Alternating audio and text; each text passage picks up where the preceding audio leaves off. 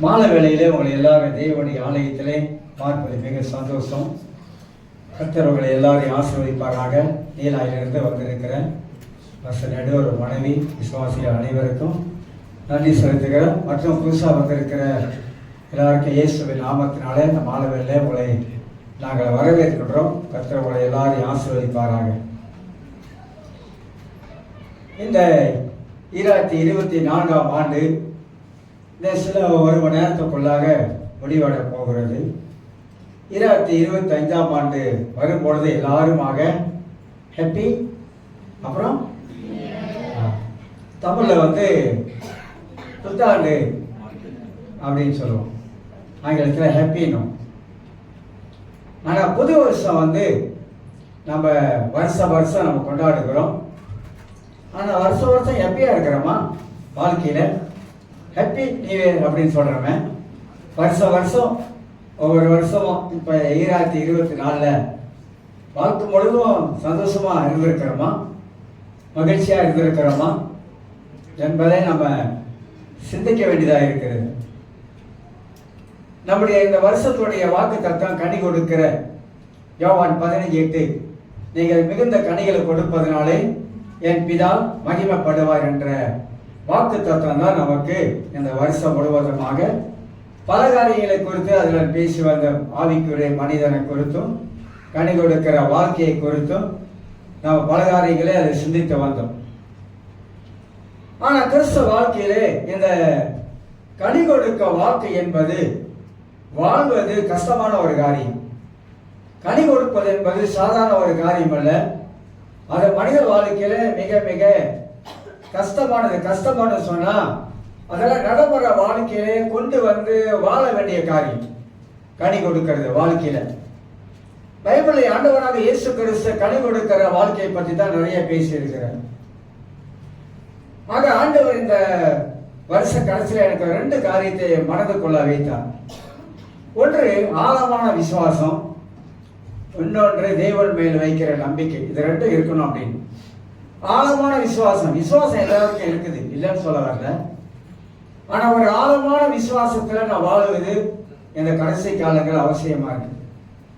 தேவன் மேல வைக்கிற நம்பிக்கை, அந்த நம்பிக்கை ஒருபொழுதும் வாழ்க்கையில வெட்கப்படுத்தாது என்பதை அறிந்து ஆண்டவரை நாம் முழுமையாக சார்ந்து அவர் மேல நம்பிக்கை உள்ள மனிதர்களாக வாழ வேண்டும் என்பதை குறித்தும் இந்த 2 காரியங்களை ஆண்டவர் நம் மனதில் வைத்திருந்தார்.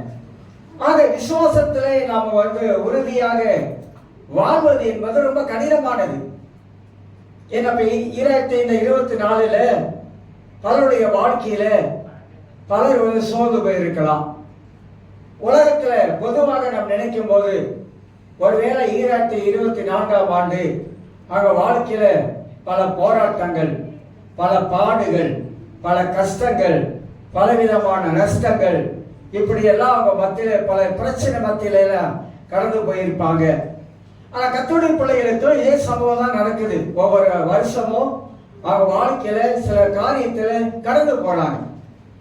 அந்த மாதிரி கடந்து போகும் பொழுது நம்முடைய வாழ்க்கையில நாம் என்ன கற்றுக்கொள்ளுகிறோம், ஆண்டவர் என்ன சொல்லிக் கொடுக்கிறாரு. ஒவ்வொரு ஆண்டும் ஆண்டவர் நன்மையினால முடிசூட்டுகிறார். வருஷம் பிறக்கும் போது அது கெட்ட வருஷம் பைபிள் எழுதல. ஒவ்வொரு வருஷம் பிறக்கும் போது அது நன்மையினால தான் ஆண்டவர் அந்த ஆண்டை முடிசூட்டுகிறார். ஒரு புத்தர் மதத்தை சேர்ந்தவர், அவர் துறவி. புத்தர் மதங்கள்ல தத்துவங்கள் குறித்து நிறைய பேசுவாங்க, நல்ல கொள்கைகளை அமைச்சு வச்சிருக்கிறாங்க. அவருடைய ஒரு டாக் நான் கேட்டேன், அவர் பேசுறத கேட்டேன். அவர் என்ன சொல்றாருனாக்கா, அவங்க இதுல கர்மா அப்படின்ற ஒரு வார்த்தையை பயன்படுத்துறாங்க. ஆனா அவர் சொல்றது எல்லாம் பைபிளுடைய வசனத்தை ஒட்டி தான் இருக்குது. அவர் சொல்றாரு, இந்த உலகத்துல மனிதனா பிறந்தவங்க இந்த உலகத்துல நல்லதை செய்ய பழகணும் அப்படின்ற. இன்னொன்னு சொல்றாரு, இந்த உலகத்துல மனிதன் அவன் வாழும் பொழுது அவன் எதையெல்லாம் அவன் வாழ்க்கையில இந்த உலகத்துல விதைக்கிறானோ அதுதான் அவனுக்கு பலனை கொடுக்கும் அப்படின்ற. இதெல்லாம் பைபிள்ல இருக்குது. அப்ப புத்தர மதத்தோடு இருக்கிற கொள்கையிலே அவர் எடுத்து காட்டும் பொழுது மனிதன் இந்த உலகத்துல அவன் தீமையானதை அவன் விதைக்க ஆரம்பித்தான், நிச்சயமாக வாழ்க்கையில அந்த தீமை அவனை வந்து சேரும். அப்படிலாம் வந்து நிறைய வார்த்தைகளை அடுக்கி பேசுறார். நான் அப்படியே கேட்டு யோசித்தேன், இதெல்லாம் வேதத்துல ஆண்டவராக இயேசு கிறிஸ்து எழுதி வைக்கிற சத்தியங்கள். ஆண்டவருடைய வார்த்தையெல்லாம் நாம் படிக்கும் பொழுது, சுவிசேஷங்களை படிக்கும் பொழுது, இயேசு சொன்ன வார்த்தைகளை நம்ம கேட்கும் பொழுது, உண்மையாகவே இந்த வார்த்தையெல்லாம் நம்முடைய வாழ்க்கையில இந்த 2024 ஆண்டு முடிய போகிறது. இந்த ஆண்டு முழுவதுமாக நிச்சயமாக இந்த வார்த்தையெல்லாம் நம்ம வாழ்க்கையில கிரியை செய்ததா, கிரியை செய்து கொண்டு வந்ததா, நாம் உண்மையாகவே நல்ல ஒரு கனி கொடுக்கிற ஒரு வாழ்க்கை இந்த உலகத்துல வாழுகிற மக்களாக காணப்படுகிறோமா என்பதை நம்ம கேட்கக்கூடும் என்றால் அது நம்முடைய வாழ்க்கையில் ஒரு கேள்விக்குறியாதான் மாறும். ஆனா வேதத்துல நிறைய காரியங்கள் ஆண்டவர் சொல்லி வைத்திருக்கிறார். அதுல இருந்தா உங்களுக்கு சில சத்தியங்களை எடுத்து இந்த மாலை வேளையில நான் உங்களுக்கு பேசலாம் என்று எண்ணுகிறேன். நமக்கு 1 மணி நேரம் இருக்கிறது. இந்த 1 மணி நேரம் பொறுமையா உட்கார்ந்து கொஞ்சம் கேட்டு, நிச்சயமா நீங்க தப்பிச்சு வெளியே எங்கேயும் போக முடியாது. ஏன்னா கண்டிப்பா 12 மணிக்கு தான் முடிப்போம். 12 மணிக்கு தான் நம்ம வந்து நீங்க கொண்டாட போறோம். ஆனா வாழ்க்கையில வந்து நம்ம படிக்க வேண்டியது இருக்குது. வாழ்க்கையில நிறைய கற்றுக்கொள்ள வேண்டியது இருக்குது. வார்த்தையின் மூலமாக தேவன் மனிதர் வாழ்க்கையில பேசுகிறவராயிருக்கிறார். எப்படியெல்லாம் ஆண்டவர் மனிதர்கள் வாழ்க்கையில வார்த்தையின் மூலமாக தேவன் பேசுகிறார் என்பதை குறித்து நாம் அறிந்து கொள்ள கூடும் என்றால் நிச்சயமாக நம்முடைய வாழ்க்கையில நல்ல ஒரு கனி கொடுக்கக்கூடிய வாழ்க்கை இந்த உலகத்துல நாம் வாழ முடியும் என்பதற்கு ஆண்டவராக இயேசு கிறிஸ்து யோவானுக்கு எழுதின சுவிசேஷம் 15ஆம் அதிகாரத்துல நமக்கு எல்லாருக்கும் தெரியும். அதுதான் வாக்கு தத்தங்களாக நாம் எடுத்து நாம வந்து உங்க மத்தியிலே நான் காட்டினார். வந்து யோவானுக்கு எழுதின சுவிசேஷத்துல 15ஆம் அதிகாரத்துல 8ஆம் வசனத்துல தான் வாசித்துட்டு பிற்பாடு 1-2 வசனத்தெல்லாம் உங்க மத்தியிலே நான் வாசித்து காட்டலாம் என்று பிரயாசப்படுகிறேன். வேதத்தை வாசிக்கும் பொழுது 8ஆம் வசனத்துல ஆண்டவர் சொல்கிறார், நீங்க மிகுந்த கனிகளை கொடுப்பதினால் என் பிதா மகிமைப்படுவார் என்று எனக்கு சீசராயிருப்பீர்கள் என்று வாசிக்கிறோம். சீசத்துவம் என்பது வேற. அதுதான் நம்ம வருகிற புது வருஷத்துல பைபிள் ஸ்டடி நம்ம கொடுக்க போறோம். சீசத்துவம் என்பது சாதாரண ஒரு காரியம் அல்ல. சீசன் என்பவன் மாணவன், கற்றுக்கொள்ளக்கூடியவன். நிறைய விஷயங்கள் வந்து நம்முடைய வாழ்க்கையில நாம கற்றுக்கொள்ளக்கூடிய மக்களாக இருக்க வேண்டும். வேத வாக்கியங்களை வாயில பேசுவதல்ல, வேத வாக்கியங்களை இதயத்தில் வைப்பது, சிந்திப்பது. வேத வாக்கியங்களை இதயத்துக்குள்ளாக பதுகி இருக்கணும். வேத வாக்கியங்களை இதயத்தில் வைத்து தியானம் பண்ண வேண்டும். வேத வாக்கியங்கள் என்ன சொல்லுகிறது என்பதை அதன் மூலமாக நம்முடைய வாழ்க்கையை கொஞ்சம் கொஞ்சமாக நாம் மாற்றி அமைக்க வேண்டும் என்பது இந்த வேத வாக்கியத்தில் இருக்கிற சத்தியங்களை நாம் விளங்கிக் கொள்கிறோம், புரிந்து கொள்கிறோம். ஆகினால எல்லாரும் இதை வந்து நன்றாக விளங்கிக் கொள்ள வேண்டும். நீங்க அதுக்கு முன்பதாக இன்னொரு வசனத்தை உங்களுக்கு காட்டுகிறேன். கடைசி காலங்களிலே ஆண்டவர் சில வார்த்தைகளை நமக்கு வேதத்தின் மூலமாக எழுதி வைத்திருக்கிறார். கடைசி காலங்களிலே இப்படிப்பட்ட ஒரு கனி உள்ள ஒரு வாழ்க்கை மனித வாழ்க்கையில் இருக்குமா, அல்லது கடைசி காலங்களிலே மனிதனுடைய வாழ்க்கை எப்படி போகும், கடைசி காலங்களிலே மனிதன் எப்படி வாழ ஆரம்பிப்பாங்க, கடைசி காலங்களில் மனிதனுடைய வாழ்க்கை எப்படி கனி இல்லாத நிலைமை காணப்படும் என்பதை குறித்து 2 தீமோத்தேயு 3ஆம் அதிகாரத்தில் சில வார்த்தைகளை உங்களுக்கு வாசித்து விட்டுட்டு பிற்பாடு கனி கொடுக்கிற வாழ்க்கையை குறித்து கொஞ்சம் சிந்திக்கலாம் என்று எண்ணுகிறேன். 2 தீமோத்தேயு 3ஆம் அதிகாரத்துல 1-2 வசனங்களை வாசிக்கிறேன். மேலும் கடைசி நாட்களில் கொடிய காலங்கள் வரும் என்று அறிவாயாக என்று வாசிக்கிறோம். கடைசி நாட்களில் கொடிய காலங்கள், கொடிய காலம், அந்த கொடிய காலங்கள் இப்பொழுது நாம கண்கூடாக பார்க்கிற கொடிய காலங்கள் இந்த உலகத்துல ஆரம்பித்து விட்டு நடந்து கொண்டு இருப்பதை குறித்து நாம் பார்க்கிறோம்.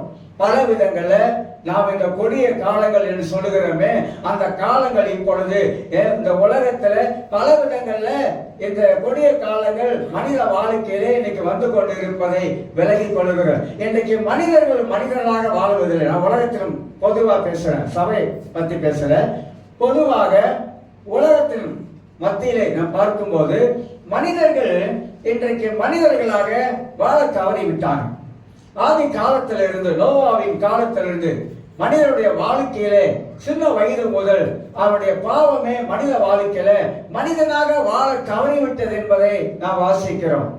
ஆண்டவர் ஆதாம் ஏவாள் எப்ப பாவத்தில் விழுந்தார்களோ அவருடைய பிள்ளைகளும் அந்த பாவத்தோட கிரியைகளை செய்ய ஆரம்பித்தாங்க. காயின் ஆபேலை பத்தி நமக்கு தெரியும். அண்ணன் தம்பிக்குள்ளாக அன்றைக்கே ஆரம்பித்து விட்டது அந்த கொலை என்றதான வெறித்தனமான காரியங்கள் மனிதர் வாழ்க்கையில.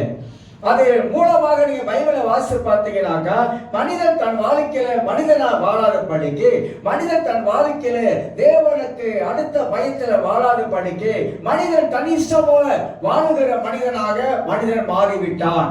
அதனால்தான் அந்த உலகத்தில் நீங்கள் பார்த்தீங்கன்னாக்கா, ஆண்டவர் படைத்ததுல உலகத்தை படைத்தார். அதுல ஆண்டவர் வானத்தை படைத்தார். வானம் மாறி இருக்கா? மாறினதே கிடையாது. பூமி மாறி இருக்கா? மாறினதே கிடையாது. தேவன் படைத்ததெல்லாம் போய் கவனித்து பாருங்க. இந்த உலகத்துல மரம் செடி கொடிகள் மாறி இருக்கா? மாறினதே கிடையாது. எல்லாம் பச்சை பச்சையா தான் இருக்குது. கடல் நீர் மாறி இருக்கா? கலர் மாறி இருக்கா? மாறினதே கிடையாது. தேவன் உலகத்துல சிருஷ்டிக்கப்பட்டவைகள் எல்லாம் ஒரு நாளும் மாறவே கிடையாது, மனிதனை தவிர. மனிதன் தன் வாழ்க்கையில எப்படி இருந்தாலோ அந்த நிலைமை இன்னைக்கு இல்லை. மனிதன் சூழ்நிலைக்கு ஏற்ற மாதிரி தன் வாழ்க்கையை மாற்றி அமைச்சு கொள்றாங்க. மனிதன் இன்றைக்கு இருக்கிற மனிதன் நாளைக்கு வேறு விதமாக தன் வாழ்க்கையை மாற்றி கொள்றாங்க. இன்னைக்கு பேசுற மனிதன் நாளைக்கு வேறு விதமாக பேச ஆரம்பிக்கிறான். மனித வாழ்க்கை அவருடைய வாழ்க்கையில மாறுபட்ட குணங்களை பார்க்கிறோம், வித்தியாசமான குணங்களை பார்க்கிறோம், வித்தியாசமான எண்ணங்களை பார்க்கிறோம். மனிதன் ஒரு சீராக வாழ்வது இல்லை. மனிதன் அவன் நேரத்துக்கு தகுந்த மாதிரி தமிழ் சொல்லுவாங்க, மூட்டு மாறிடுச்சு அப்படின்வாங்க. மூட்டு மாறினா அதுக்கு தகுந்த மாதிரி மனிதன் மூட்டுக்கு தகுந்த மாதிரி நடந்து கொள்வாங்க அப்படிதான் பார்க்கிறோம். ஆனா நாம் நன்றாக கவனிக்கும் பொழுது, நாம் யோசிக்கும் போது, நாம் தியானம் பண்ணும் பொழுது, மனிதன் இந்த உலகத்துல மாறிக்கொண்டே இருக்கிறான். அதான் தமிழ்ல கூட வார்த்தை சொன்னான், சினிமாக்காரன் சொன்னான், மனிதன் மாறிட்டான், மரத்துல ஏறிட்டான் அப்படின்னு. அது மாதிரி சில வேலை மரத்துல ஏறிடுறாங்கல்ல, மரத்துல புளிய மரத்துல ஏறிடுறாங்க, வேப்ப மரத்துல ஏறிடுறாங்க, அழுத்தி மரத்துல ஏறிடுறாங்க. இப்படி மனிதன் தன் வாழ்க்கையில ஒரு நிலையான வாழ்க்கை மனிதன் வாழ்வது இல்லை. கர்த்தரை அறிந்த பிள்ளைகள் தன் வாழ்க்கையில ஒரு நிலையான ஒரு வாழ்க்கையில அஸ்திவாரம் போடாமல் அவங்க நிலை எட்டவங்களாக சூழ்நிலை வாரும்போது அவங்க வாழ்க்கையில மனதில் பலவிதமான எண்ணங்கள் வருவதனால அவங்க வாழ்க்கையில சில தடுமாற்றங்கள் வருவதை பார்க்கிறோம். அந்த தடுமாற்றம் என்ன அவங்க வாழ்க்கையில காணப்படுதுன்னா, அவங்களுடைய குணாதிசயங்களை பாதிக்க ஆரம்பிக்கிறது. மனிதனுடைய குணாதிசயங்கள் மாறுபட்ட நிலைமையில காணப்படுகிறது. இதெல்லாம் நம்ம ஒட்டுமொத்தா கவனிக்க வேண்டும். நம்மளை நாமளே நம்ம கவனிக்க வேண்டும். நான் ரட்சிக்கப்பட்டு ஒரு 30 வருஷமா அல்லது 40 வருஷமா நான் வாழ்ந்துட்டேன். இந்த 40 வருஷ வாழ்க்கையில நிச்சயமாகவே என் வாழ்க்கையில ஒரு நல்ல கனி இருக்குதா? நான் நல்ல ஒரு கனி கொடுக்கிற ஒரு மரமாக நான் மற்றவர்களுக்கு காணப்படுகிறேனா? வேத வாக்கியங்கள் சொல்லுகிறபடி இதெல்லாம் என் வாழ்க்கையில கை கொள்ள ஆரம்பிக்கிறேனா? முயற்சி எடுக்க ஆரம்பிக்கிறேனா? அதற்காக பிரயாசப்படுகிறேனா? இல்லை என் வாழ்க்கை இப்படியேதான் இருக்குதா? சொல்றாங்க உன் வாழ்க்கை மாறாது அப்படின்னு சொல்றாங்க. இல்லவே இல்லை. நம்ம வாழ்க்கை நிச்சயமாக மாறுவதற்கு தான் பரிசுத்த ஆவியானவரை நமக்கு தந்து இருக்கிறார். ஆண்டவர் என்ன காரியம் நமக்கு தரவில்லை, ஆவியானவரை தந்து அந்த பரிசுத்த ஆவியானவர் நமக்குள்ளாக ஊற்றப்பட்டபடினாலே கிறிஸ்துவுடைய அன்பு நமக்குள்ளாக ஊற்றப்பட்டு இருக்கிறது. ஆவியானவர் நம்மளை அற்புதமாக நடத்துகிறார். கர்த்தருடைய ஆவியானவர் நம்மோடு கூட இடைப்பட்டு பேசுகிறவராய் இருக்கிறார். நம்முடைய எண்ணங்களை ஆண்டவர் அறிந்தவராய் இருக்கிறார். நம்முடைய கண்களை பார்வைகளை கர்த்தர் அறிந்தவராய் இருக்கிறார். எல்லாவற்றையும் அறிந்து இருக்கிற சர்வ வல்லமுள்ள தேவனிடத்துல மனிதன் ஒரு நாளும் ஏமாற்றி வாழவே முடியாது என்பதை நாம் நன்றாக தெளிவாக நாம் அறிந்து கொள்ள வேண்டும். ஒரு அலையை சொல்லுங்க பார்க்கலாம். அப்ப ஆண்டவர் விரும்புவது என்னவென்றால், ஒவ்வொரு மனிதனும் இந்த உலகத்திலே ஆண்டவருக்காக நல்ல கனிகளை கொடுக்கிற ஒரு மனிதனாக ஒரு மரமாக அவன் வாழ வேண்டும் என்று தேவன் இந்த உலகத்தில் எதிர்பார்க்கிறவராய் இருக்கிறார். சில வசனத்தில் அவங்களுக்கு எடுத்து காட்டுகிறேன். ஆக இந்த 2 தீமோத்தேயு 3ஆம் அதிகாரத்துல கடைசி காலங்கள் திருச்சபை எப்படி போய் கொண்டு இருக்கும், கடைசி காலங்கள்ல திருச்சபை மக்கள் எப்படி வாழ ஆரம்பிப்பாங்க, கடைசி காலங்கள்ல எப்படி பக்தி இல்லாமல் போக ஆரம்பிக்கும், கடைசி காலங்கள்ல எப்படி மக்கள் விசுவாசத்தை விட்டுடுவாங்க, கடைசி காலங்கள்ல மக்கள் எப்படி தேவனை பண்ணிடுவாங்க. கடைசி காலங்கள்ல மக்கள் தேவ சமூகத்தில் உட்கார்ந்து ஜெபிப்பதை நிப்பாட்டிடுவாங்க. கடைசி காலங்கள், கொடிய காலம். அப்படி நிப்பாட்டும் பொழுதுதான் இந்த வசனத்துல வாசிக்கும் போது நாம ரொம்ப சிந்திக்க வேண்டியதா இருக்குது, அதிகமாக யோசிக்க வேண்டியதா இருக்குது. எல்லாரும் ஒன்று அறிந்து கொள்ளுங்க, இன்னைக்கு இருக்கிற மனுஷன் நாளைக்கு இல்லை. வாழ்க்கை அப்படி ஆயிடுச்சு. ஆனா நம்ம வாழ்றது எல்லாமே ஒவ்வொரு வருஷமும் கடவுளுடைய கிருபை. அவருடைய கிருபையினால்தான் இந்த வருஷத்தை நம்ம எல்லாரும் கடந்து போகணும். நம்மளை எல்லாரையும் தேவன் முன்குறிச்சு இருக்கிறார். முன்குறித்த ஆண்டவர் நம்மளை அழைச்சிருக்கிறார். அழைத்த ஆண்டவர் நம்மளை நீதிமானாக்கி இருக்கிறார். நீதிமானாக்கிற ஆண்டவர் நம்மளை பரிசுத்தப்படுத்தி இருக்கிறார். அவருடைய உள்ள கையில நம்மளை வரைஞ்சி வச்சிருக்காரு. வரைஞ்சா ஒரு பேனா எடுத்து பென்சில் எடுத்து டிராயிங் மாதிரி வரையல, அந்த வரையில வடுவு நமக்கு ஒரு வடுவை உண்டாக்கி வச்சிருக்கிறார். அவர் எப்பொழுதும் நம்முடைய நினைவாய் இருக்கிறாராம். வசனம் சொல்கிறது, ஆண்டவர் எப்பொழுதும் நம்ம நினைவாய் இருக்கிறாரு. நம்முடைய எல்லா சூழ்நிலையிலையும் அவர் அறிந்தவராகவே இருக்கிறாரு. ஒருத்தர் சொல்லக்கூடாது கர்த்தருடைய நிலைமை அவருக்கு தெரிய மாட்டேது, நான் கடந்து போகிற பாதை அவரால் புரிஞ்சிக்க முடியல, அவர் என்ன இப்படிதான் கடந்து போக வைக்கிறார். இல்லவே இல்லை. ஒரு நாளும் ஆண்டவருக்கு தெரியாத காரியம் ஒன்றுமே இல்லை.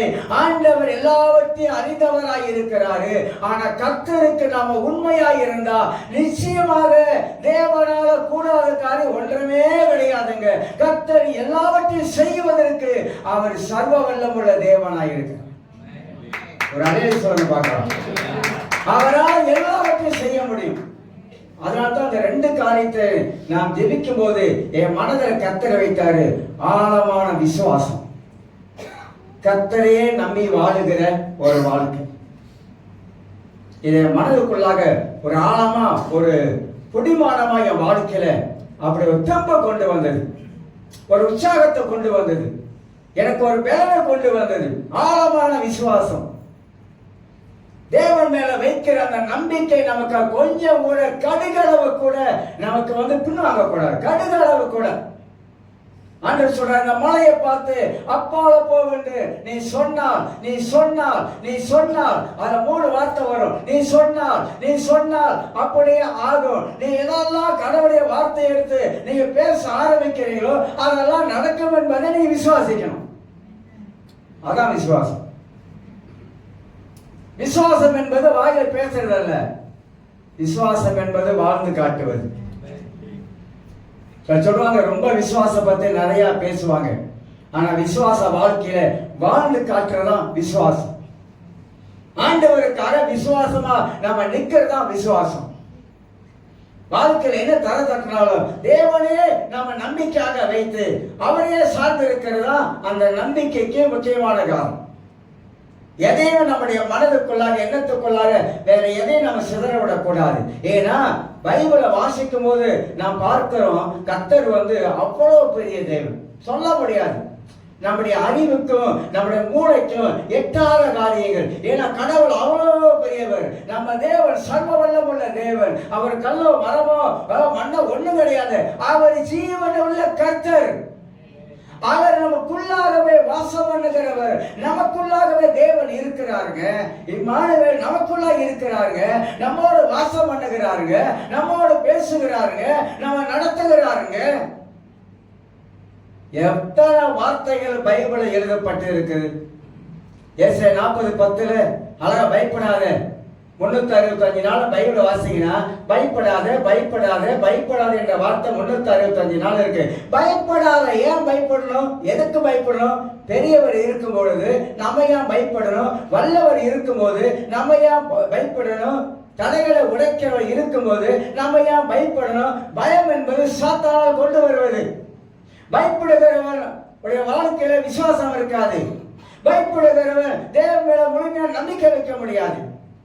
அதனால தான் பைபிள் சொல்லுகிறது, பயப்படாது, நான் உன்னோட தேவன் அப்படின்றார். உன்னோட வலது கரத்தை பிடிச்சு நடத்துகிற கர்த்தர் அப்படின்றார். இப்படி தேவனுடைய வார்த்தைகள் வாக்கு தத்தங்களை நாம எடுத்து நம்ம சிந்திக்கும் போது தியானம் பண்ணும் பொழுது அந்த வார்த்தையெல்லாம் நமக்கு மலை போல நமக்கு பெரிய வெள்ளங்கள் வந்தா கூட நம்மளால தாண்டி போக முடியும் என்ற அந்த விசுவாசம் வந்துடும்.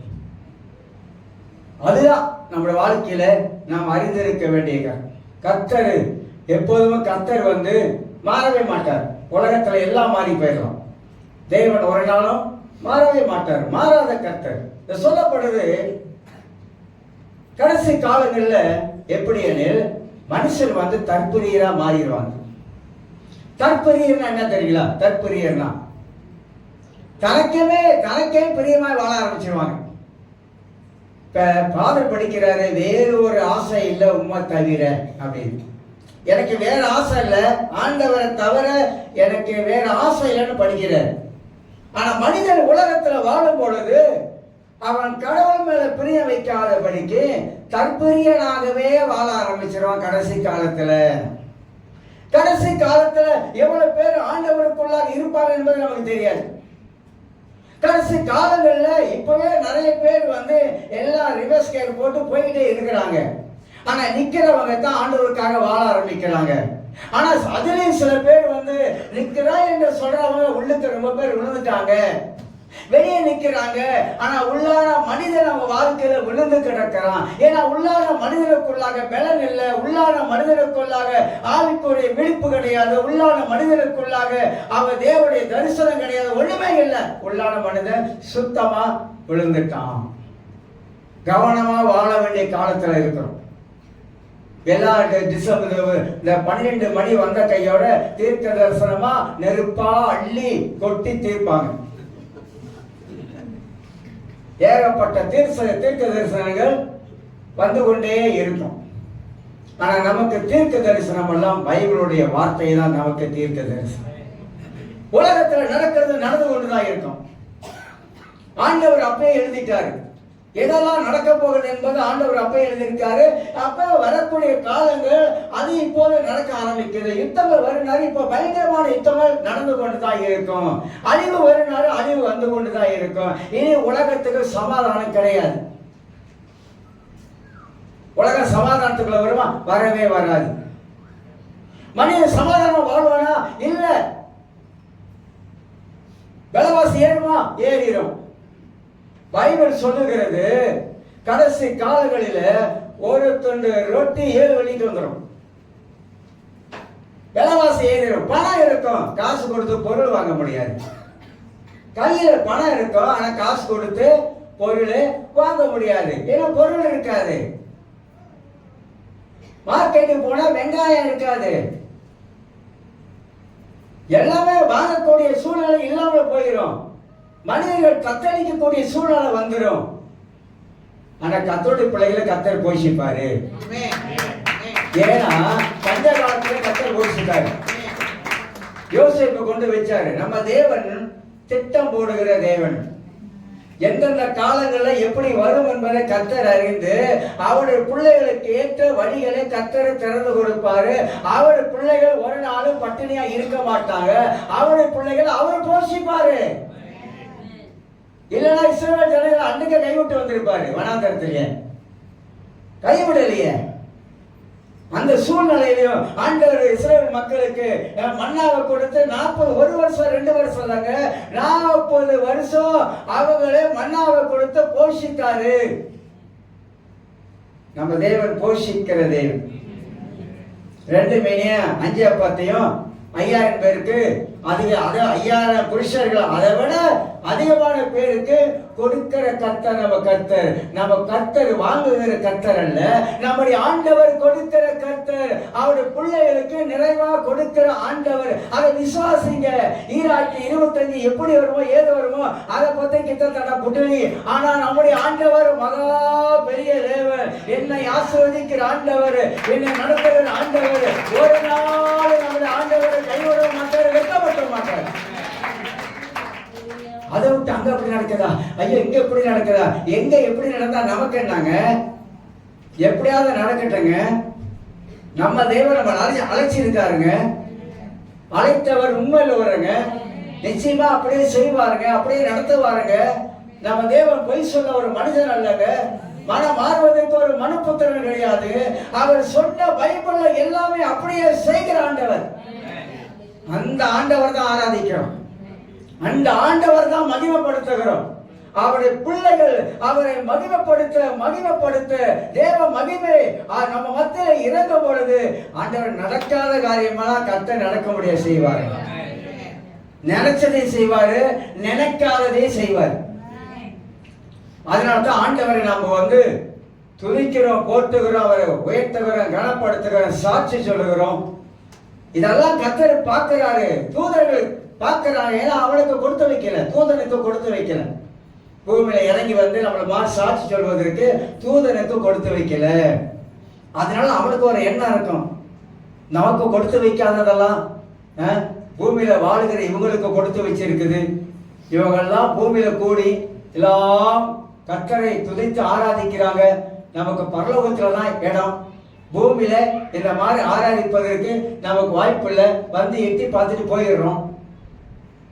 நாம கொடுத்து வச்சவங்க. நான் இன்னும் சொல்ல போனா, பழைய ஏற்பாட்டு ஒரு ஆபிரகாமோட, ஒரு மோசையோட, ஒரு எலியாவோட, ஒரு எலிசாவோட நம்ம பாக்கியவான்கள்.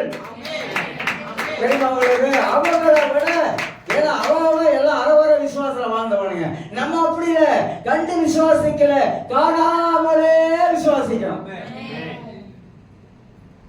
அப்ப ஆண்டவர் நம்மளை எவ்வளவா நம்மளை நடத்துவாரு, எவ்வளவா நம்மளை ஆசீர்வதிப்பாரு. அதனால கடைசி காலங்களில் மனுஷன் இப்படி வாழ்ந்துருவாங்க. கற்பிரியரா, அண்ணனா, தம்பியா, தங்கச்சா ஒத்துருவாங்க. தற்பிரியரா, சுயநலமா வாழ ஆரம்பிச்சிருவாங்க. செல்பிஷா வாழக்கூடிய சூழ்நிலையா இன்னைக்கு உருவாகிருச்சு என்பதை நாம பார்க்கிறோம். அதுல நீங்க பாருங்க, தற்பிரியராயும் பணப்பிரியராயும். பணம் வேணும், நான் அடிக்கடி சொல்லுவேன், பணம் வேணும். ஆனா பண ஆசை இருக்கக்கூடாது. பணம் வந்துருச்சுனாக்கா காது எங்க இருக்கு, மூக்கு எங்க இருக்குன்னு தெரியாது. அந்த அளவுக்கு போயிடக்கூடாது. அதெல்லாம் ஆண்டவர் நம்ம எல்லாத்துல உலகத்தை பாருங்க, மனுஷால சீனெல்லாம் பெரிய பெரிய கோடீஸ்வரன். நம்ம ஆட்கள் கூட பெரிய ரசிக்கப்பட்டவங்க பெரிய பெரிய கோடீஸ்வரனா இருக்காங்க. ஆனா அவெல்லாம் பணக்காரனா இருக்கான்னு நமக்கே தெரியாது. அந்த அளவுக்கு இருப்பாங்க. பணப்பிரியராய் கடைசி காலத்துல போயிடும். அப்படி எல்லாம் சொல்றாங்க, கோல்டு காயினை வாங்கி வைங்க, வாங்கி வைங்க, வாங்கி வைங்க, வாங்கி வைங்க, கோல்டு காயினை வாங்கி வைங்க, வைங்க வைங்கன்னு நிறைய பேர் இப்ப அது ஒரு விளம்பரமா ஓடிட்டு இருக்குது. அந்த மாதிரி. ஆனா கடைசி காலங்கள்ல எப்படி உலகம் மாறுகிறது, உலகத்தில் இருக்கிற மக்கள் எப்படி மாறிக்கொண்டு போறாங்க என்பதை ஆண்டவர் பைபிள்ல இதெல்லாம் கனி கொடுக்கிற மரம் இல்ல, கனி கொடுக்காத மரத்தை தான் ஆண்டவருக்கு எழுதி வச்சிருக்கிறாரு. அதுல சொல்றாரு, வீம்புக்காரராயும், வீம்புக்காரர் அடாவடி பண்ணக்கூடியவர்கள்.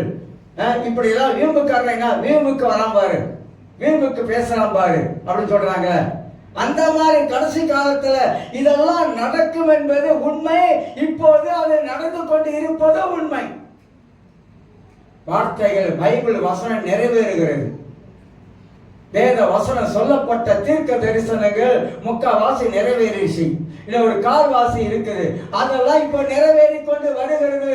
ஆண்டவர் எதையெல்லாம் வேதத்தில் எழுதி வைத்திருக்கிறாரோ அதையெல்லாம் ஒவ்வொன்றாக ஆண்டவர் நிறைவேற்றி கொண்டு வருகிறார் என்பதை நாம் அறிந்து கொள்கிறோம். அப்புறம் அகந்தை உள்ளவளாயும், நான் ஏற்கனவே சொல்லியிருக்கேன், உன்னோட சொல்றேன், அகந்தை உள்ளவளாக மனுஷனுடைய வாழ்க்கை எப்படி ஆச்சு பாருங்க. மனுஷன் அப்படி இருக்கலாமா? ஆண்டவர் நமக்கு என்ன சொல்லி கொடுத்துட்டு போனாரு? நான் உண்மையா சொல்றேங்க, பரிசுத்த ஆவியானவர் உண்மையாக ஒரு மனிதனுக்குள்ள இருந்த நடத்தக்கூடியவராக இருந்தார் என்றால், ஆவியானுடைய அந்த தெய்வீக பிரசனத்தை ஒரு மனிதனை உணரக்கூடிய மனிதனாக இருந்தால், பரிசுத்த ஆவியானுடைய சத்தத்துக்கு ஒரு மனிதன் சொல்லி கொடுக்கிற ஒரு மனிதனாக இருந்தால், ஆவியானுடைய உந்துதலுக்கு உணர்த்தலுக்கு அவனுடைய வாழ்க்கையை இடம் கொடுக்கக்கூடிய மனிதனாக இருக்கக்கூடும் என்றா நான் 100% அடிச்சு சொல்லுவேன், அவன் ஒரு கனி கொடுக்கிற மரமாக விளங்குவான். சந்தேகமே கிடையாது. என் ஆவியானவர் நமக்குள்ள இருக்கிறார், நமக்குள்ளாக உணர்த்துகிறார், நம்முடைய எண்ணங்கள் மூலமாக பரிசுத்த ஆவியை இடைப்படுகிறார். மாமிசம் தலை தூக்காதபடிக்கு ஆவியானவர் மாம்சத்தை அடக்குகிறார். நம்முடைய வாழ்க்கையின் சூழ்நிலைகள் எல்லாம் எப்படியாக இருந்தாலும் நம்முடைய குணாதிசயங்களுக்குள்ளாக பரிசுத்த ஆவியானவர் அடக்கி ஆளுகை செய்ய ஆரம்பிக்கிறார். கர்த்தர் பேசுறாரு, அமைதியா இருக்க வேண்டிய நேரத்தில் கர்த்தர் பேசுறாரு, அமைதியா இரு என்று சொல்லி. பல விதங்கள்ல ஆவியானவருடைய நடத்துதல அனுபவத்தை நாம் பெற்றுக்கொள்ள வேண்டும். தேவன் எப்படி எப்படி நடத்துறாரு, பரிசுத்த ஆவியானவர் என்னோடு கூட இருந்து எப்படி நடத்துறாரு, எப்படி என்ன வாழ வைக்கிறாரு, நான் எப்படி வாழ வேண்டும் என்று ஆவியானவர் கற்றுக் கொடுக்கிறார் என்பது ஒரு மனுஷன் அறிந்து கொள்ளாவிட்டா, உணராவிட்டால் அவன் கிறிஸ்தவனான உலகத்தில் வாழ்வது கஷ்டம். அதுக்கு தான் பரிசுத்த ஆவியானவரை நாம் எல்லாரும் பெற்றிருக்கோம். நான் அனுபவத்தில் சொல்றேன். ஆவியானவர் அந்த அளவுக்கு நம்மோடு இடைப்பட்டு நம்மை நடத்துகிற ஆண்டவராய் காணப்படுகிறார். அப்ப அகந்தை உள்ளவர்கள் கத்தைய பாருங்க. அடுத்தது தூசிக்கிறவர்களாயும் இன்னைக்கு நிறைய நடக்குது. கடைசி காலம், கொடிய காலம், கனி இல்லை, கனி போயிருச்சு. தூசணமான காரியங்கள், தூசிக்கிற காரியங்கள். நான் அதிகமா விளக்க வேணாம், நமக்கு தெரியும். தூசிக்கிற காரியங்கள் உலகத்துல நிறைய வந்துருச்சு. அப்புறம் தாய் தகப்பன்மார்களுக்கு கீழ்ப்படியாதவர்களாக இன்னைக்கு நடந்து கொண்டு இருக்குது. பிள்ளைகள் தாய் தகப்பனுக்கு கீழ்ப்படியாமல் பிள்ளைகள் தாய் தகப்பனை எதிர்த்து பேசுற காரியங்கள் இன்னைக்கு நடந்து கொண்டு இருக்கிறது. பிள்ளைகளை பெற்றோர்கள் மதிக்காத காரியங்கள் வந்துருச்சு. எல்லா நிலைகளும் மாறிடுச்சு. எங்க வீட்டுக்கு போகும்போது ஒரு அந்த காலத்து ஃப்ரெண்டு, ஏன்னா அந்த காலத்துல நான் வந்து எஸ்டேட்ல இருக்கும்போது ஜாஸ்திக்கு எடுத்து குறி அடிப்பேன்.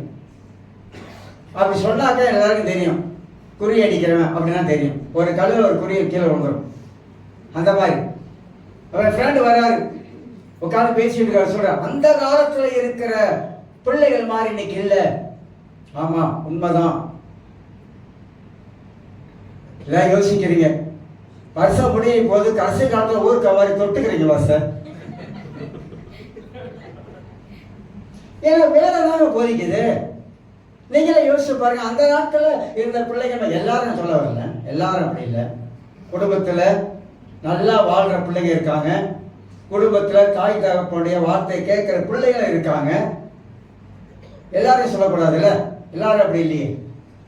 அதனால தாய் தகப்பன்மாருக்கு கீழ்படியாக, ஏன்னா நிறைய பேர் அனாதைகளை கூட விட்டு போயிடறாங்க. நம்ம தான் பார்க்குறோமா, நிறைய பார்க்குறோமே. எங்கள் அம்மா என்னால் பார்க்க முடியல, ஏன்னா 2 பேரும் நல்ல வேலை செய்ய நல்லா சம்பாதிக்கிறாங்க. ஆனால் அம்மாவை பார்க்க முடியல, அப்பாவை பார்க்க முடியல. எத்தனையோ கேஸ் பார்க்கணும், நிறையா ஏகப்பட்ட காரியங்கள் பார்க்கிறோம். ஆனா ஒன்ன மறந்துடக்கூடாது, நம்ம தாய் தகப்பனுக்கு நாம் எதை நாம் செய்யறோமோ அதே திருப்பி அடிக்கும். வெண்டைக்காய் செடி நட்டக்காய் சுண்டக்காய் வரும், கத்திரிக்காய் நட்டாங்க பாவக்காய் வரப்போது வரவே வராது.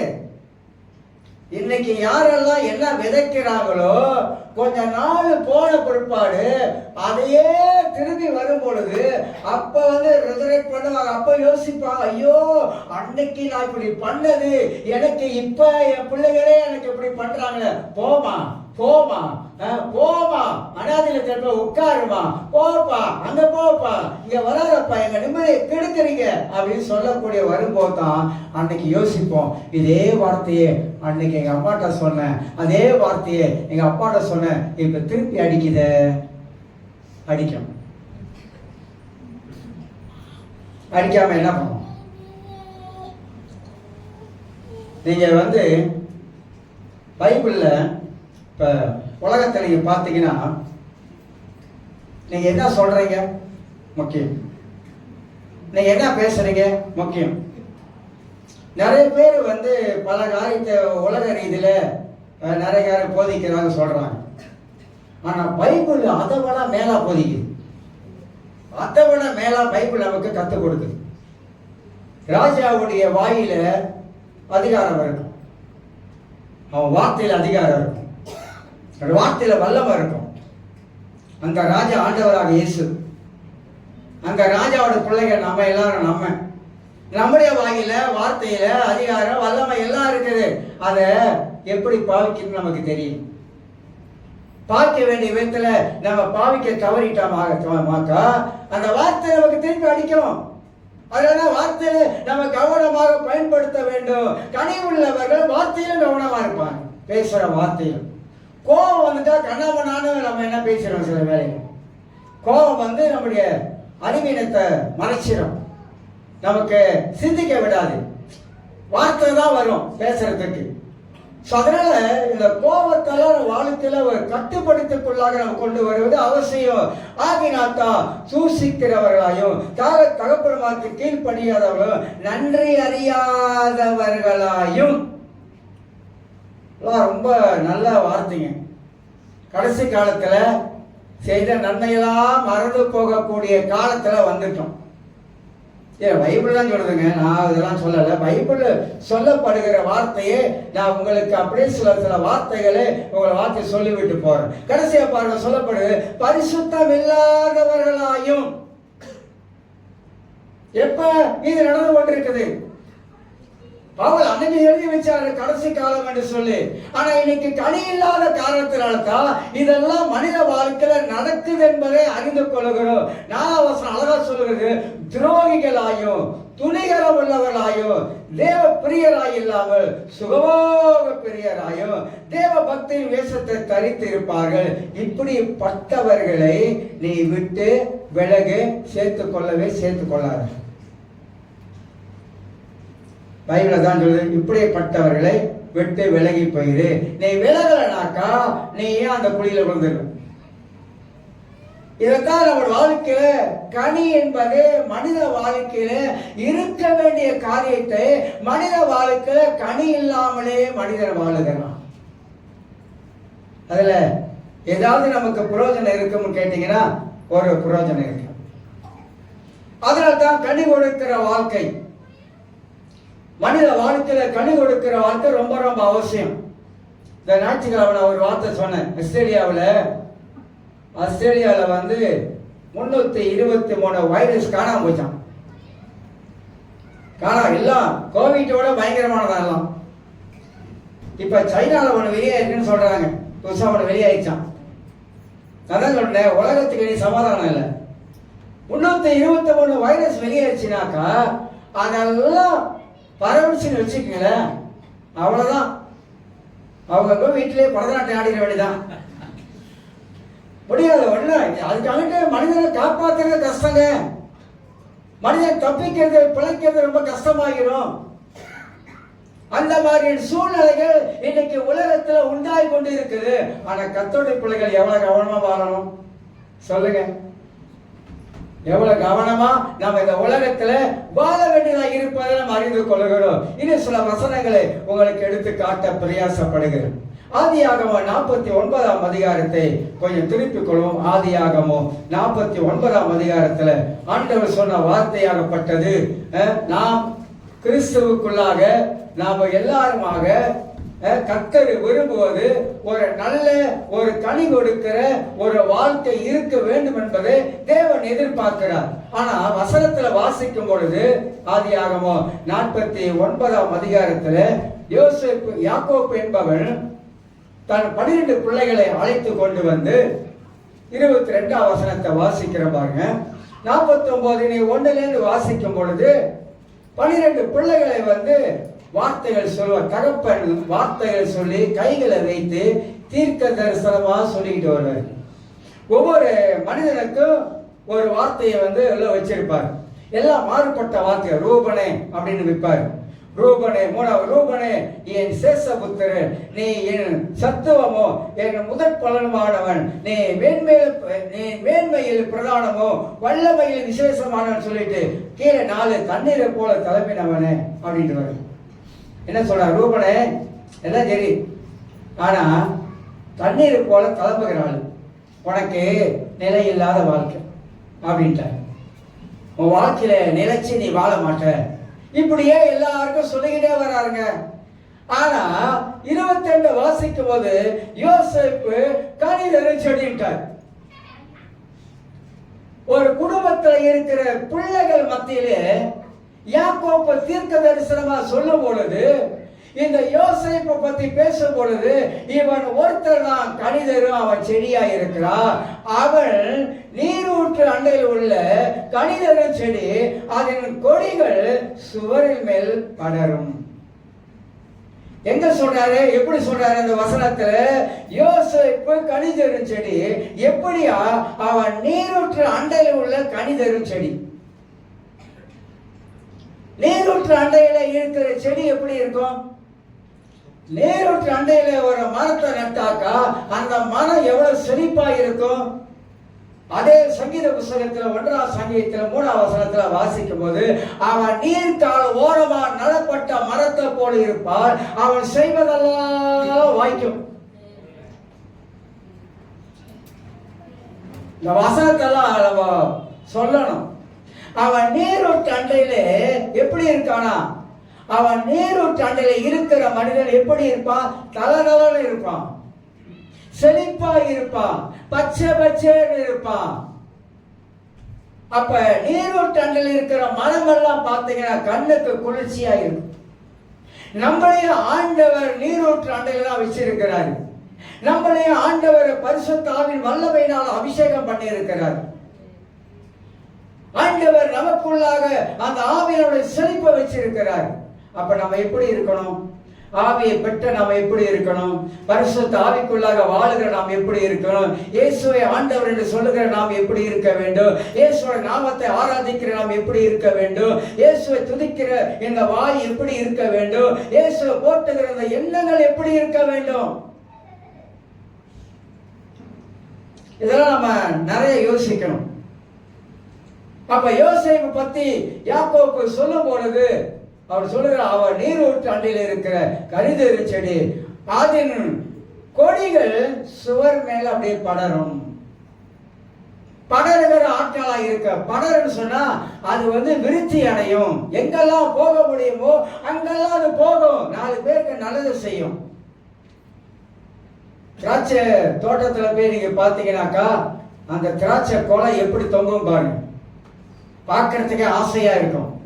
அந்த கொடி எங்கெல்லாம் படர்ந்து போகுதுன்னு கொஞ்சம் கவனித்து பாருங்க. அதுக்கு ஒப்பிட்டு கர்த்தர் அவள் வாழ்க்கையை பேசுகிறார். யோசேப்பு வாழ்க்கை அப்படி இருந்துச்சு, நமக்கு நன்றாக தெரியும். யோசேப்பின் சகோதரர் குடும்பத்துல யோசேப்புக்கு விரோதமாக என்னென்ன சூழ்ச்சி பண்ணாங்க, அவனை சாகடிக்கிறதுக்கு பிளான் பண்ணாங்க, குழியில போட்டாங்க, 2 வருஷம் ஜெயில இருந்தான். ஆனா கர்த்தர் அவனை விட்டாரா? கர்த்தர் அவனை வெட்கப்படுத்தினாரா? அவனை கர்த்தர் வெட்கப்படுத்தல, அவனை கைவிட கிடையாது. தேவனுடைய திட்டம் யோசேப்பின் வாழ்க்கையில எகிப்தில் நிறைவேறிடுச்சு. ஒரு ஆச்சரியமான ஒரு கரண். நம்ம தேவனுங்க.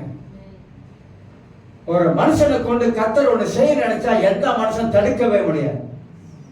உங்களை கொண்டு கர்த்தர் ஒண்ணு செய்யணும், உங்களை கொண்டு கர்த்தர் ஒண்ணு நடத்த வேண்டும் அப்படின்னு அவர் தீர்மானிச்சிட்டாருக்கா, அந்த தீர்மானத்தை யாருமே மாற்ற முடியாது. உங்களை ஆசீர்வதிக்கணும் கர்த்தர் தீர்மானிச்சிட்டாக்கா, அந்த ஆசீர்வாதத்தை யாருமே பறிக்க முடியாது. அப்படிப்பட்ட ஆண்டவர் தான் நம்ம வாழ்க்கையில இன்றைய வரைக்கும் நடத்திக்கிட்டு வர்றார். இந்த ஆண்டுல நமக்கு சாட்சி சொல்றோம், ரொம்ப நல்லது. நம்ம அதன் மூலமாக தேவன் மேல இன்னும் பற்றுதலாக இருக்கிறோம். கர்த்தர் என்னை இப்படிலாம் நடத்தி வந்திருக்கிறார் நம்ம சொல்லும் போது அந்த தேவன் மகிமைப்படுகிறார். சாத்தான் வெட்கப்படுறான். மனித வாழ்க்கை என்னைக்கு ஒரு சீரா இருக்காது, பலவிதமான காரியம் ஏற்படலாம். ஆனா நான் வைக்க வேண்டியதுல கரெக்டா நின்றணும். அங்கதான் கர்த்தர் பார்க்கிறார். அதைத்தான் நம்ம ஆண்டவர் உள்ளத்தை கவனிக்கிறார். அதனால வேதத்தை வாசிக்கும் பொழுது தேவன் நம்மளை எதிர்பார்க்கிற யோசேப்பு ஒரு நல்ல ஒரு கனிதரும் ஒரு செடியாக காணப்பட்டான் என்பதை அறிந்து கொள்ளும். ஏசாயா புஸ்தகத்தை கொஞ்சம் திருப்பி கொள்ளும், கொஞ்சம் பார்ப்போம். நமக்கு டைம் இருக்குது. ஏசாயா புஸ்தகத்தை கொஞ்சம் திருப்பி கொள்வோம். 5ஆம் அதிகாரத்துல ஆண்டவர் இன்னொரு காரியத்தை குறித்து இஸ்ரவேல் மக்களை பத்தி பேசுறாரு. ஆனா என்ன பேசுறாரு, எப்படி பேசுறாரு அப்படின்னு பாத்தீங்கன்னா, ஏசாயா 5ஆம் அதிகாரத்துல வாசிக்கிற 1-3 வரைக்கும், இப்பொழுது நான் என் நேசரிடத்திலே அவருடைய திராட்சை தோட்டத்தை குறித்து என் நேசரு கேட்ட ஒரு பாட்டை பாடுவேன். என் நேசருக்கு மகா செழிப்பான மேட்டிலே ஒரு திராட்சை தோட்டம் உண்டு. இது ஒரு ஊமையா ஒரு பேரபல்ஸா சொல்லிட்டு வர்றாரு. இஸ்ரவேல் மக்களை வைத்து ஆண்டவர் திராட்சை தோட்டத்தை வைத்து அங்க விவரிக்கிறார். சில காரியத்தை விவரித்து பேச ஆரம்பிக்கிறார். அவர் அதை வேலி அடைத்து அதில் உள்ள கற்களை பொறுக்கி அதிலே நற்குல திராட்சை செடிகளை நட்டு அதன் நடுவில் ஒரு கோபுரத்தை கட்டி அதில் ஆலையும் உண்டு பண்ணி அது நல்ல பழங்களை தரும் என்று காத்திருந்தார். அதுவோ கசப்பான பழங்களை தந்தது. ஆண்டவர் இஸ்ரவேல் மக்களை பார்த்து என்ன சொல்றாருனாக்கா, உங்களை நான் எதிர்பார்த்த ஒரு திராட்சை தோட்டத்துல திராட்சை செடி வரும் பொழுது அவருடைய பழங்கள் எல்லாம் காய்க்கும் பொழுது அந்த பழங்கள் எப்படி இனிப்பான பழங்களா கொடுக்க வேண்டும் என்று எதிர்பார்த்தேன். வாழ்க்கையை பத்தி பேசுறார். இஸ்ரவேல் மக்களே, நான் எதிர்பார்த்தது வேற, நீங்க நான் எதிர்பார்த்ததுக்கு மாறாக நீங்க செய்யறது வேற. அப்ப ஆண்டவர் என்ன கற்றுக் கொடுக்கிறார் இந்த இடத்துல அப்படின்னாக்கா, திராட்சை பழத்தை எதிர்பார்த்த ஆண்டவர் இந்த மக்கள் எல்லாம் கசப்பான பழங்களை கொடுத்தாங்க. நல்ல கனி இல்லை. என் வீட்டு பப்பாளிக்காய் மரம் 2 நட்டம் நல்லா வந்துச்சு. நல்லா மரம் கொஞ்சம் அப்படியே இலையெல்லாம் பழுத்துச்சு. அந்த பப்பளிக்காய் அப்படியே வெள்ளை வெளியா எல்லாம் பட்டு எல்லாம் வீணா போச்சு. மரத்தை வெட்டி தள்ளி.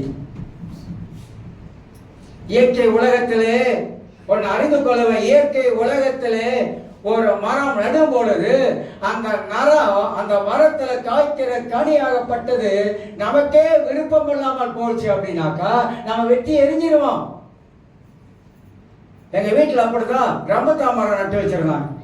நல்ல மரம், சக்க செவேன்னு இருக்கும், காய் பார்க்க ஆசையா இருக்கும். சாப்பிட்டீங்கன்னாக்க துப்பிட்டு போயிருங்க. ஏன்னா புளிக்கும் அப்படியே. அதனால மரத்தையே வெட்டியாச்சு. இயற்கை உலகத்துல ஒரு மனிதன் நட்ட மரமே அவனுக்கு எதிராக அது பழத்தை கொடுக்கும் போது அவனுக்கு அது பிடிக்கல, வெட்டி தள்ளிடுறான். ஆவிக்குரிய உலகத்துல கனி இருக்கா? ஆண்டவருக்காக கனி கொடுக்கிறோமா? நல்ல கனியா கொடுக்கிறோமா? தேவன் விரும்புகிற வண்ணமாக கனி கொடுக்கிறோமா? யோசிக்கணுங்க. உங்களுக்கு சரி, எனக்கு சரிதான். நான் அடிக்கடி சொல்லுவேன், கிறிஸ்தவங்க நல்லதே செய்யணும். நீதிமொழிகள் 17:13 வாசிக்கிறோம். நன்மைக்கு தீமை செய்கிறவன் எவனோ அவனை வீட்டை விட்டு சாகர வரைக்கும் தீமை போவார். என்ன மாதிரியான வார்த்தை பாருங்க. நன்மைக்கு தீமை செய்கிறவன் நன்மைக்கு தீமை செய்யக்கூடாது.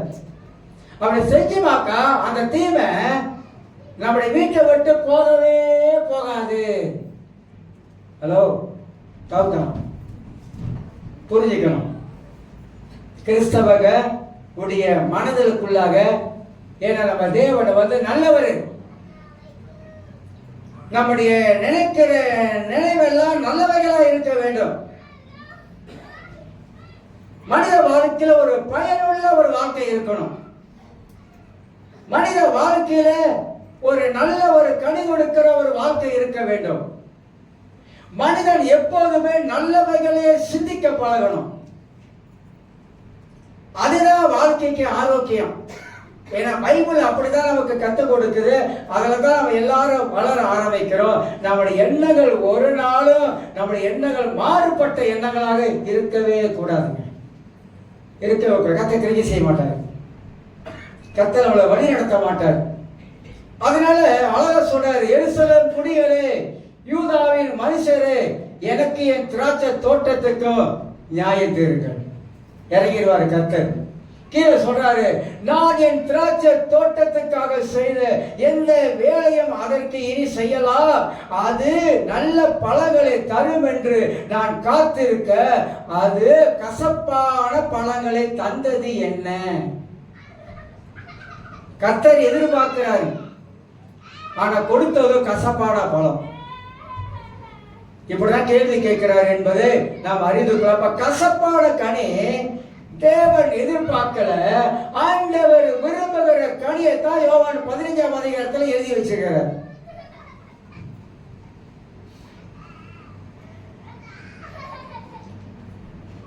யாரெல்லாம் கனி கொடுக்க மாட்டாங்க,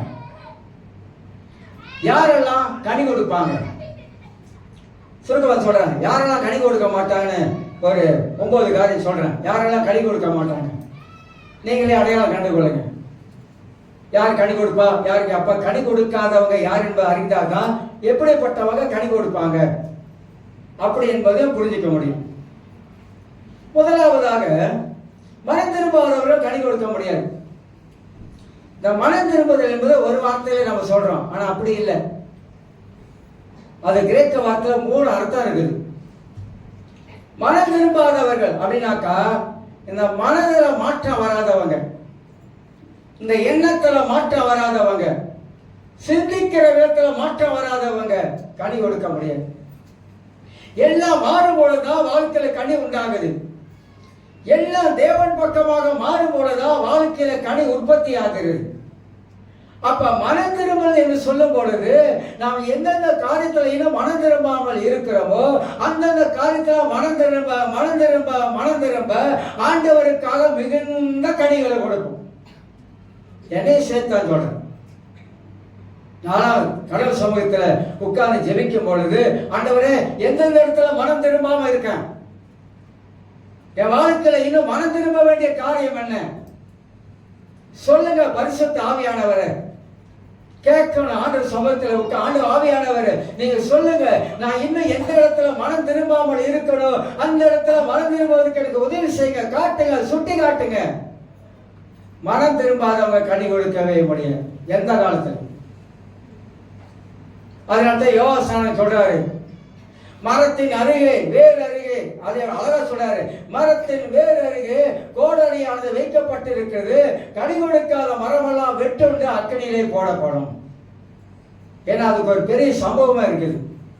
ஏன்னா அன்னைக்கு இருந்த பரிசு சதுசேயர்கள் ஞானஸ்தானம் எடுத்துட்டா எல்லாம் ஓகே அப்படி இப்படின்னா உடையாதானுங்க, மனம் திரும்புதல் முக்கியத்துவம் கொடுக்கல.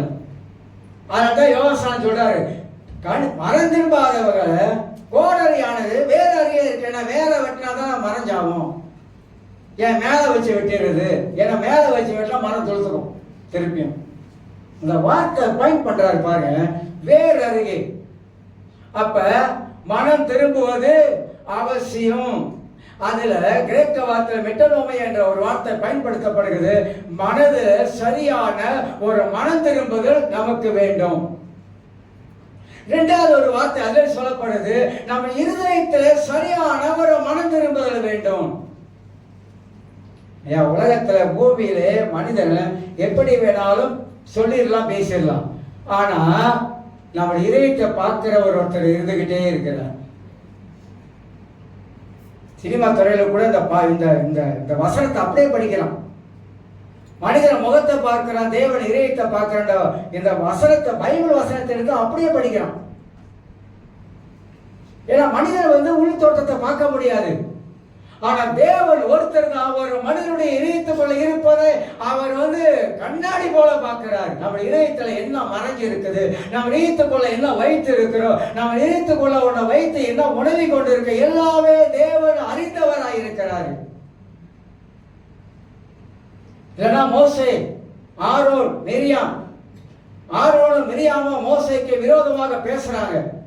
கர்த்தர் மேல இருந்து கேட்கிறாரு, அவருக்கு காது இருக்கு, கேட்கிறாரு, கூப்பிடுறாரு, மோசே நீ தனியா போ, மிரியாமே ஆரோனே வாங்க, என் தாசனாகிய மோசே குறித்து என்ன பேசுறீங்க? யார் சொல்லி கொடுத்தாங்களா? யாராவது ஆண்டவர் போயிட்டு ஆண்டவரே ஆண்டவரே இங்க வாருங்க ஆண்டவரே இவங்க இப்படி பேசலாம் ஆண்டவர் சொல்லி கொடுத்தாங்களா? இல்ல, அவர் மேல இருந்து எல்லாவற்றையும் கேட்கிறாரு, அவர் மேல இருந்து எல்லா இருதயத்தையும் பார்க்கிறாரு. மனிதனை குறித்து அவருக்கு ஒண்ணுமே சொல்ல வேணாம்னு சொல்லி யோவான் 2ஆம் அதிகாரம் 25 அழகா சொல்லுது.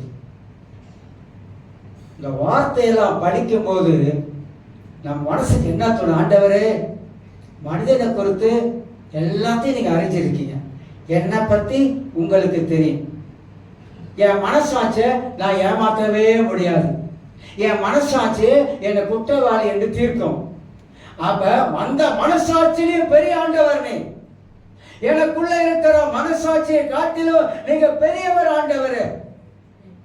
அப்ப என் மனசாட்சி என்னை குற்றவாளி என்று தீர்க்கும் என்றால், என் மனசாட்சி என்கிட்ட பேசக்கூடும் என்றால், புது வருஷம் வருது அதனால வெளுத்து வாங்குறேன் அப்படின்னு நினைக்காதீங்க. அப்போல்லாம் நான் என்னைக்கு செய்ய மாட்டேன். எனக்கு தான் தெரியுது பிரசங்கத்தை நான் எப்படிலாம் ஆயத்தப்படுத்துறேன். நான் நல்லதுக்கு சொல்றேன், உங்களுக்கு சரி எனக்கு சரி, பேசுற நானா இருந்தாலும் சரிதான். நம்முடைய மனசாட்சி எப்போதுமே சுத்தமா வச்சுக்கணும். கர்த்தர் அதன் மூலமாக தான் நம்மளை ஆசீர்வதிக்க முடியும்.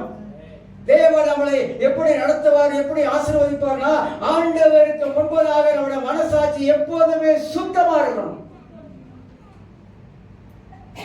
அதுதான் வேதம் நமக்கு அழகா எடுத்து காட்டுவதை குறித்து நாம் அறிந்து கொள்கிறோம். ஆக எனக்கு அருமையானவர்களே, ஆண்டவர் நம்முடைய இருதயங்களே, நம்முடைய யோசனைகள், நம்முடைய எண்ணங்கள் எல்லாம் வச்சு அறிகிறார்.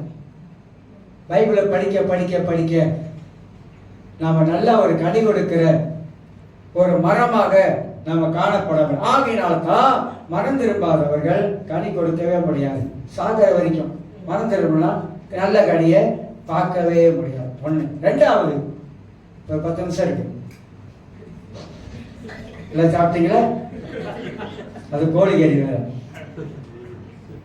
10 நிமிஷம் படிச்சாங்க, பயப்படாதீங்க. ரெண்டாவது, உண்மை இல்லாதவர்கள் கனி கொடுக்க முடியாது. 3 வசனம் இருக்குது பைபிள்ல. உண்மை இல்லாதவர்கள், இது ரொம்ப ஆண்டவர் எதிர்பார்க்கிறார். ஏன் ஆண்டவர் எதிர்பார்க்கிறானாக்கா, உண்மைத்துவத்தை தேவன் விரும்புகிறவர். ஏன்னு கேட்டீங்கன்னா, தேவன் உண்மை உள்ளவர். அவர் நம்மளை போல இல்ல, அவர் உண்மை உள்ள ஆண்டவர். அதனால்தான் மனுஷரிடத்துல ஆண்டவர் உண்மையை எதிர்பார்க்கிறவராக இருக்கிறாரு. நீங்க வேதத்துல ஒரு வசனத்தை காட்டுகிற, நீதிமொழிகள் 28ஆம் அதிகாரத்தை திருப்பி வாசிக்கிறேன். நீதிமொழிகள் 28ஆம் அதிகாரத்துல வசனம் 20ஆம் வசனத்தை உங்களுக்கு காட்டுகிற. உண்மை உள்ள மனிதன் பரிபூர்ண ஆசீர்வாதங்களை பெறுவான்.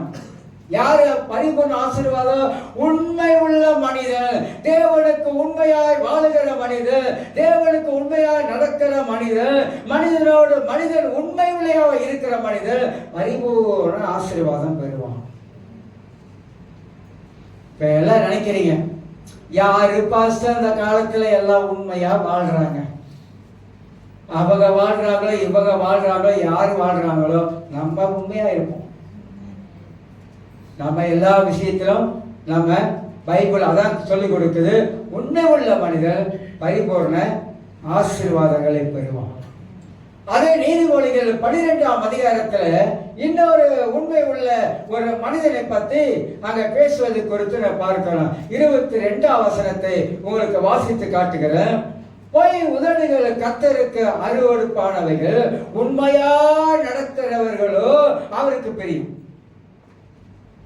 எப்படியா? கர்த்தருக்கு உண்மையா நடக்கிறதா அவர் பிரியப்படுறாரு, அவர் ஆசைப்படுறாரு.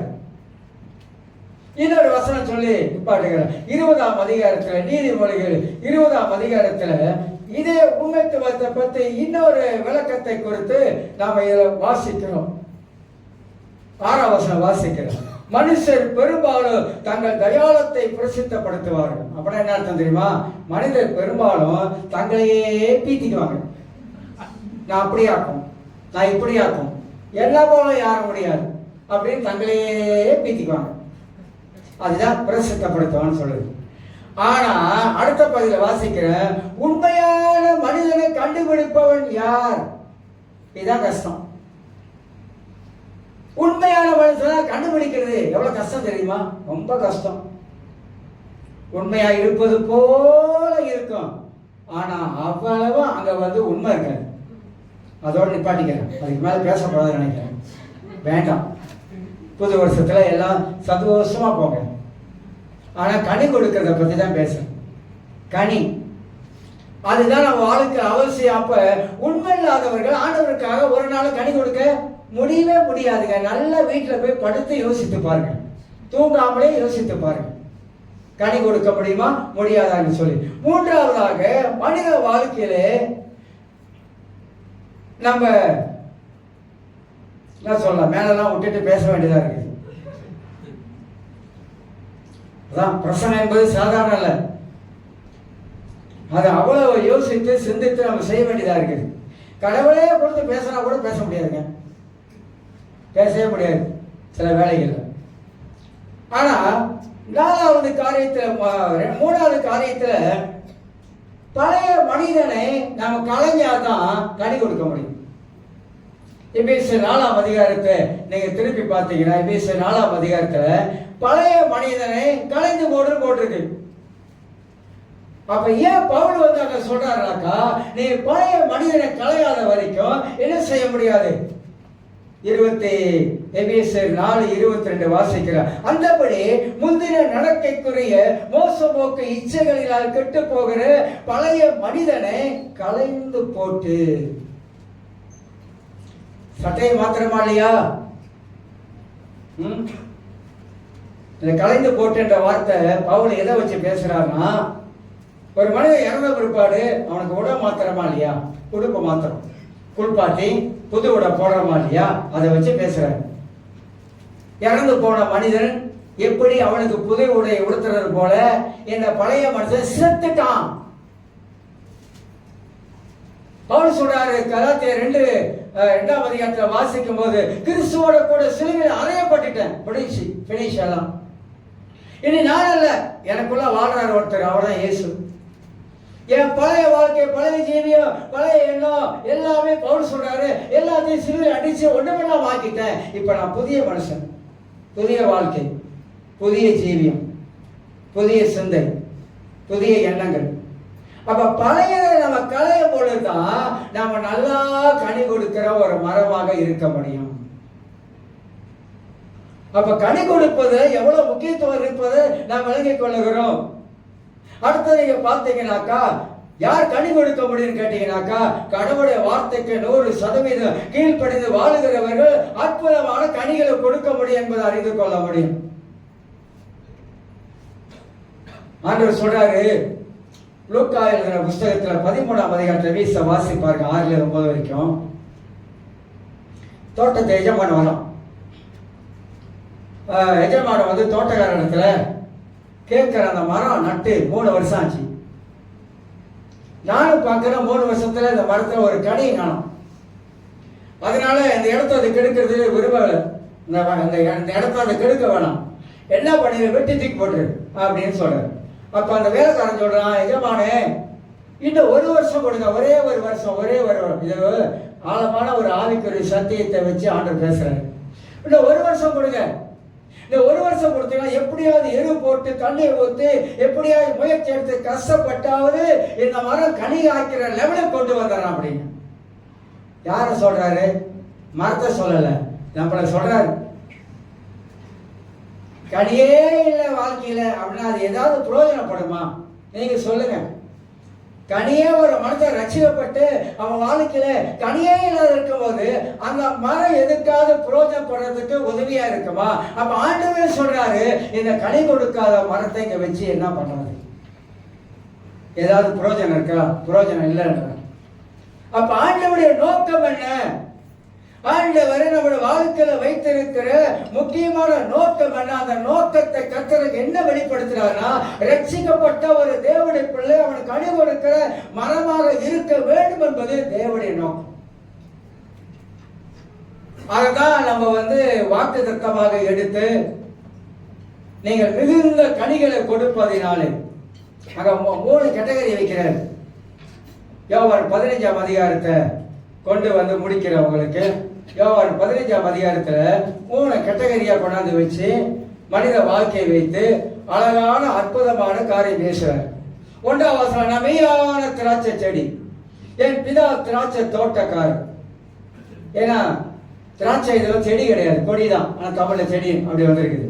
கீழே சொல்றாரு, எண்ணில் கனி கொடுக்கிற எண்ணில் கனி கொடாது இருக்கிற கொடி எதுவோ அதை அவர் அறுத்து போடுகிறார். முடிச்சிட்டாரு கதைய. என்ன முடிச்சிட்டாரு? என்னை ஏற்றுக்கொண்டு எனக்குள்ள வாழுகிற சொல்லுகிற வாழ்க்கையில கனி கொடுக்கலனாக்கா அந்த கொடியை நானே வெட்டி விட்டுருவேன். நான் சொல்லங்க, இயேசுவே சொல்றார், வெட்டி விட்டுருவேன். ஏன் வெட்டி விடுறேனாக்கா அது என்னோட பிணைஞ்சு இருக்குது, ஆனா கனி கொடுக்க மாட்டேங்குது. அப்ப கிறிஸ்துவோட நாம பிணைஞ்சு இருக்கும் போது ஆண்டவர் என்ன எதிர்பார்க்கிறாருனாக்கா, அவருடைய போதனைகள் நம்ம வாழ்க்கையில எவ்வளவோ போதிக்கப்பட்டு இருக்கிறது. அந்த போதனை கேட்டு நம்ம வாழ்க்கையில கனி கொடுக்காம இருக்கும் போதுதான் கர்த்தர் வேதனைப்படுறாரு. ஏங்க நல்ல மனிதனாக வாழ்ந்துட்டு போறதுங்க, நல்ல காரியங்களை செஞ்சுட்டு போறதுங்க, நல்ல வார்த்தைகளை பேசிட்டு போறதுங்க. கிறிஸ்துவை மற்றவர்களுக்கு நம் மூலமாக எடுத்து காட்டுறதுங்க.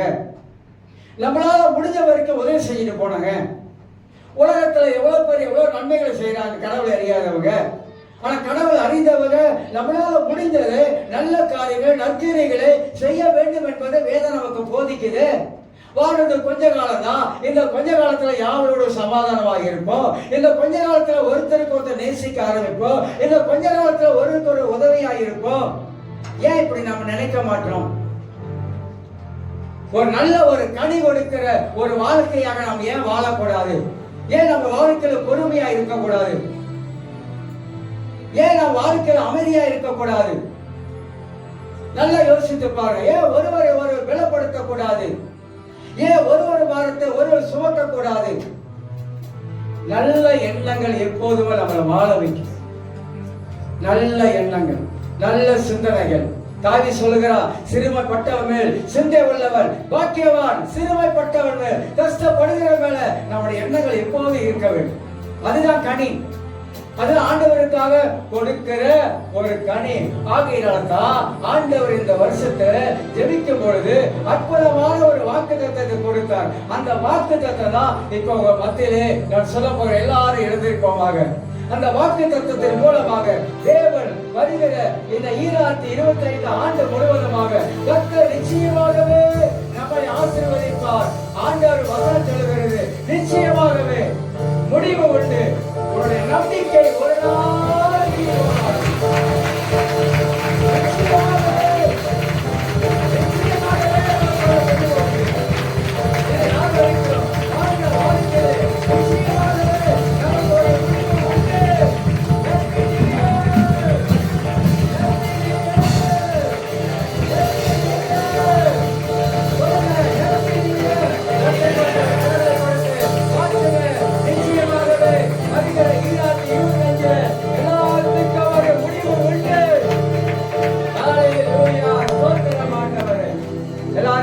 சொல்லுங்க, வாழ்த்து சொல்லுங்க, கரங்களை போடுங்க.